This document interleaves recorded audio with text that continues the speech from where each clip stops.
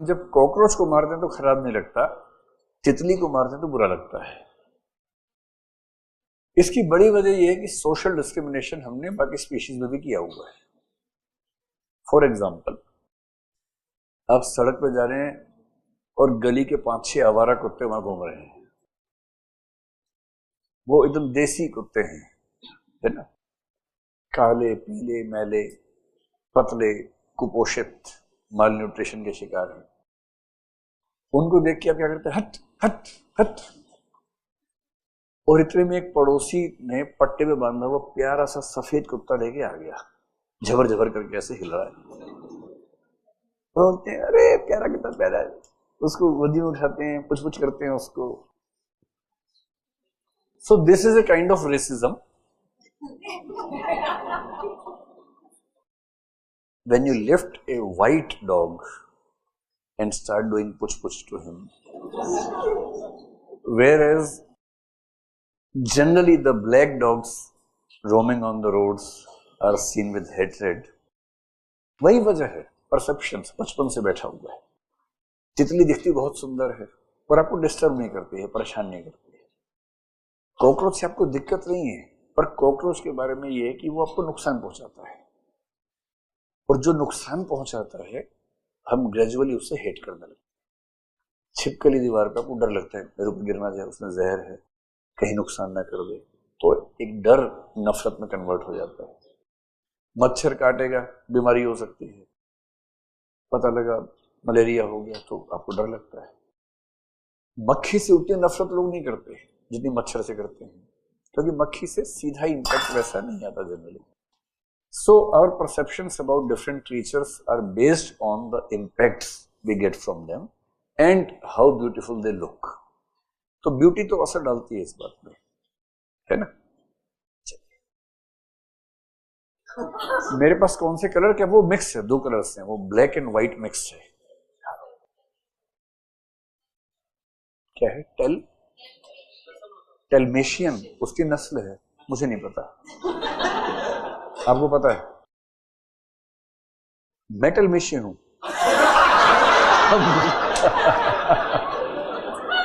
आपको कैसे पता? हाँ, नहीं मुझे पता है, लेकिन मैं टेलमेशियन नहीं, मैं कहना चाहता हूं आई नो वो क्या है। उसका जो टेक्निकल नाम है उसको बोलते हैं चिहुआहुआ। मैक्सिकन ब्रीड होती है चिहुआहुआ, उसको शॉर्ट फॉर्म में चिवावा बोलते हैं लोग, पर वो चिवावा है नहीं, वो चिहुआहुआ होता है।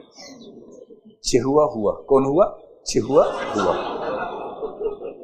तो वो है, लेकिन मुझे शक है कि वो थोड़ा सा मिक्स है,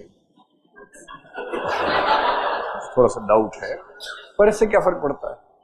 वो बहुत ही क्यूट है, वो भी ऐसे करता है जैसे कई बार आप बोलते हैं कि पलट पलट ऐसी हरकतें वो भी खूब करता है, बड़ा प्यारा है वो भी। चलिए, किसकी फोटो है? मेरी फोटो? तुम इतने बेरोजगार आदमी हो यार, तुम अपने फोन पर मेरी फोटो ढूंढते हो। वो और बेरोजगार है अगर वो भेज भी रहा है तो। चलिए कोई बात नहीं। यस यस यस,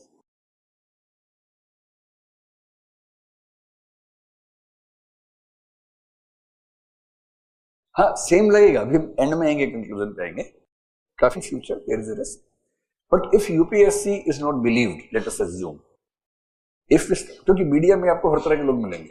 मीडिया में कुछ लोग हैं जो मतलब परमानेंट मनहूस हैं, जो हर पॉलिसी का विरोध ही करते हैं।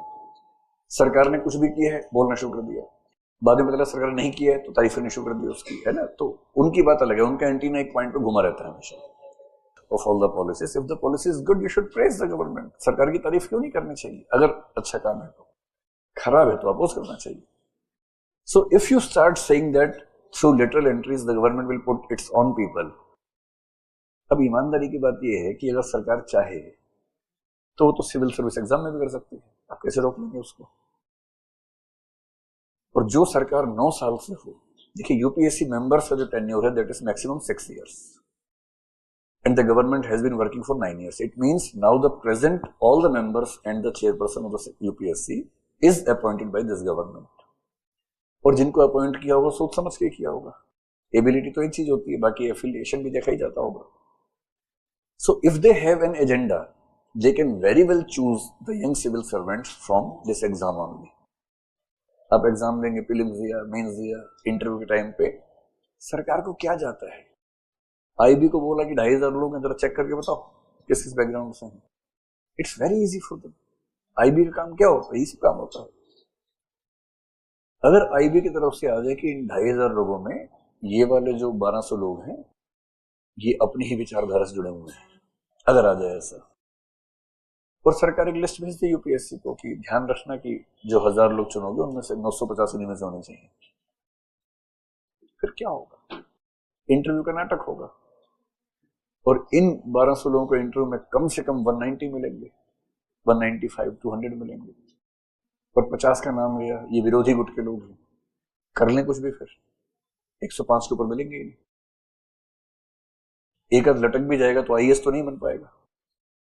So if you believe the government is willing to induct its people in the government, that can very well be done by the UPSC through the civil service exam. It's not a difficult thing for the government.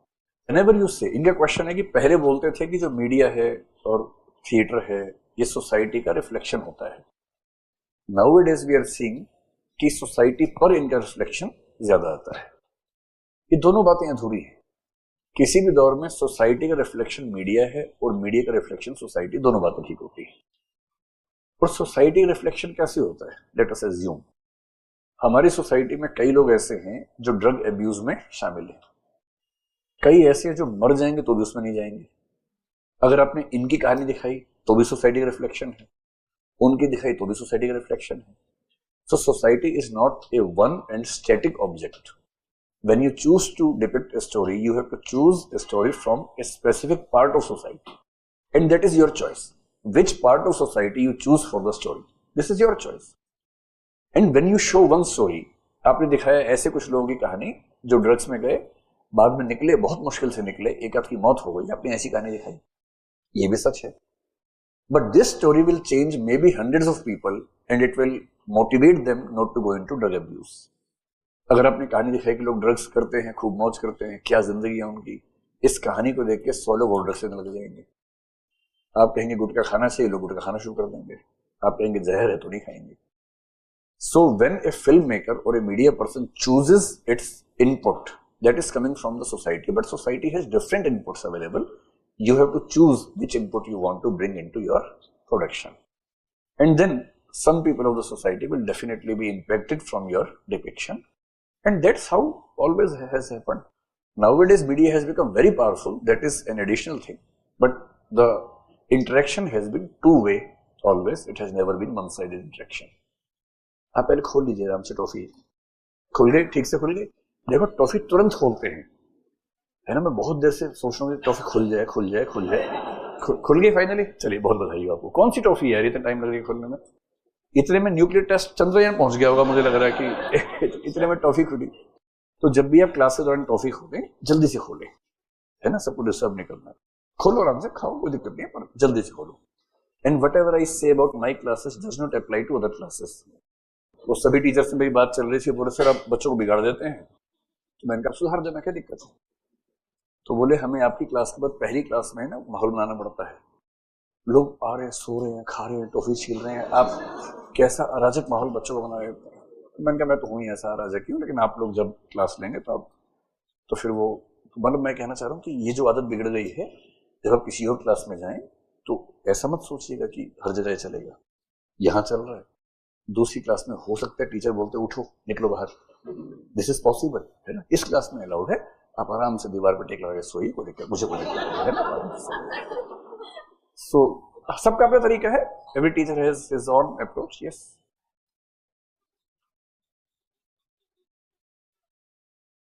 बिल्ली ने कबूतर को नहीं खाया क्योंकि कबूतर अंधा था। बिल्ली का पेट भरा हुआ है यार, मेरे ख्याल से बिल्ली इतना नहीं सोचती है। हमने ये भी देखा, एक वीडियो मैंने देखा कि एक शेर है, एक छोटा सा बंदर का बच्चा, इतना छोटा सा बंदर का बच्चा है, उसका फादर शायद मर गया, मदर मर गई है, और एक दूसरा एनिमल उसको खाने के लिए आ रहा है, और शेर ने उस बच्चे को बचाया, दूसरे एनिमल को भगा दिया। ये है भी तो इसमें सुपर ईगो से ज्यादा एक छोटे से बच्चे को देख के इमोशंस आना, जिसको हम वात्सल्य कहते हैं, किसी बच्चे को देख कर आना, वो ज्यादा होगा।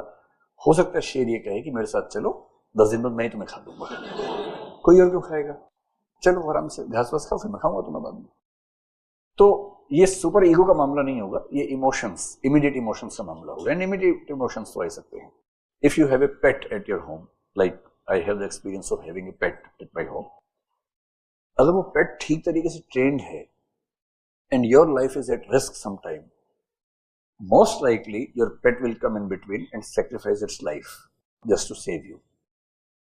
But again, is that due to super ego or is that due to the emotions dogs tend to have? This is to be seen. And to me, अच्छा डॉग्स को ही ज्यादा क्यों पालते हैं शहरों में? भाई जिसको प्रोडक्टिव वर्क करना है वो गाय पालेगा, सीधी सी बात है, बकरी पालेगा, या रेगिस्तान में ऊंट पालेगा, उस पर सैर करेगा, या घोड़ा है तो उस पर काम करेगा, युद्ध करेगा। डॉग कौन पालता है? डॉग पालते हैं शहर के लोग जिनको अपने अकेलेपन से लड़ना है और सेफ्टी नीड्स हैं। They are living alone and there is risk of somebody entering in the home without permission, etc. So the presence of dog gives a sense of safety. और अगर सेफ्टी की नीड नहीं है, जैसे दिल्ली के flats वगैरह में आप इतना बड़ा डॉग तो पाल नहीं पाएंगे, इतना सा पालते हैं डॉग, वो तो खिलौना होता है, वो क्या सेफ्टी करेगा, वो देख के भाग लेता है वहां से, उससे काहे की सेफ्टी आने वाली है। So when you are having a small pet, that is basically he helps you have a good emotional life. आप घर जाएंगे वो उछलता हुआ आ जाएगा, घर के बाकी सब मनहूस बैठे रहेंगे, वो उछलता हुआ आएगा, आप उसको प्यार करेंगे, वो इतना इमोशनल है, लेट जाएगा, ऐसे ऐसे करेगा, पूछ लेगा जोर जोर से, बाकी किसी की पूछ नहीं हिल रही उस समय, सब एकदम मनहूस बैठे हैं, आ गया तो आ गया, क्या मतलब है। But that dog has unconditional relationship with you, and such responses create oxytocin in you. Oxytocin release हो गया तो आप अच्छा फील कर रहे हैं। तो अब उस डॉग ने आपके लिए जान नहीं दी, because he has an emotional connect with you, और उस मोमेंट में उसका मन हुआ कि मैं इसको बचाऊं।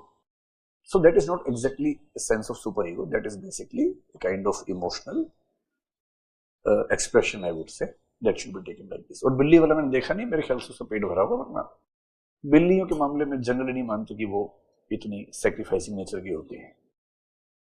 हाँ वही मेरा ख्याल पेट भरा होगा, इसलिए ऐसा हुआ होगा। पेट भरने के बाद सब नैतिक हो जाते हैं यार, 3 घंटे नैतिक रहते हैं पेट भरने के बाद। अगर आपने कभी नेशनल पार्क देखा, कोई देखा नेशनल पार्क? सो अगर आप नेशनल पार्क में जाइए कभी, जब शेर शिकार करता है, एनिमल्स को पता होता है this is the time he will be hunting and he is in search of prey. उस समय सारे हिरन, गाय सब भाग रहे हैं, सबको पता है कि खाएगा। और जब उसने झुंड पे हमला किया, एक हाथ को पकड़ लिया और खा लिया। उसके बाद का सीन देखो, अब शेर तालाब के पास बैठा है, पानी पी के बैठा हुआ, वहीं गाय खड़ी है, वहीं हिरन पानी पी रहे, किसी को फर्क नहीं पड़ रहा, सबको पता है कि इसका पेट भरा हुआ और कल तक किसी को नहीं खाएगा। तो फिर जंगल में मंगल होता है उस समय, अगले दिन बुध हो जाता है। फिर सब भागते हैं कि आज किसका नंबर है पता नहीं, और 1-2 पक्षी शेर के खोपड़े बैठ जाते हैं यहाँ पे, ऐसे बैठ के शेर ऊंट से हिलाते हैं, वो पीछे चले जाते हैं, जैसे मक्खी हमारे साथ नहीं करती वैसे उसके साथ भी होता है। और एक पक्षी ऐसा है जो शेर के दांत में फंसे मांस के टुकड़ों को अपनी चोंच से निकालता है। अच्छा, उसको मैंने देखा पहली बार, मुझे लगा ये अगर गप से खाई ले शेर, पर नहीं खाएगा, पेट भरा हुआ। इकोसिस्टम देखिए क्या है, उसके पास टूथपिक तो है नहीं, शेर के पास दांत में फंस गया मांस, उसके दांत का मांस निकालने के लिए पक्षी की ड्यूटी लगाई है इकोसिस्टम में, तो अपनी चोंच से निकालता है, उससे पेट भर जाता है, और उसको ये भरोसा है कि मुझे नहीं खाएगा क्योंकि इसका पेट भरा हुआ है, दांत में चिपका हुआ मांस अभी तक, तो पेट भरा होगा बिल्ली का, वही मान के चलना चाहिए। चलिए, तो